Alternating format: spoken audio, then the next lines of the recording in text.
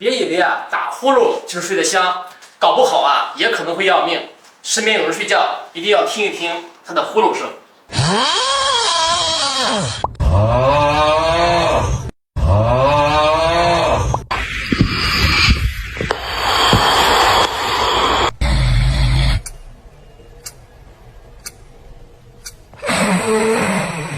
这是典型的睡眠呼吸暂停，不是简单的打呼噜，那是一种病。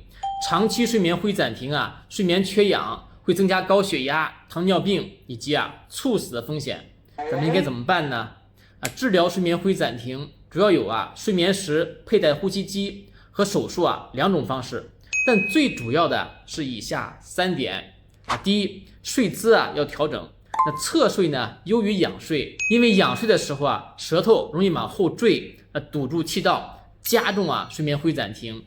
第二，要控制体重，尤其是糖尿病、肥胖和体重指数比较高的人群，那脖子还粗，颈部脂肪太多，会导致气道变窄，这是导致睡眠呼吸暂停最主要的原因之一。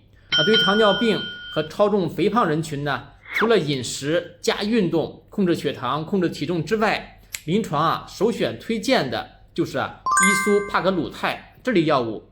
它和司美可鲁肽呢是一类药物，但副作用更低，都属于GLP-1受体激动剂，通过抑制胰高血糖素分泌，延缓胃排空，增加饱腹感，抑制食欲，实现所谓的管住嘴的无痛减肥法。第三，戒烟戒酒。烟酒对于呼吸道都是破坏王，烟草呢会刺激咽喉，引起黏膜肿胀，酒精呢会让咽部肌肉更为松弛，加重气道塌陷，这些都会加重睡眠呼吸暂停症状。最后就是鼻子本身的问题，什么鼻塞过敏性鼻炎鼻中隔偏曲等等，这些问题也会加重打呼噜。必要的时候呢，需要请耳鼻喉科医生给您看一看。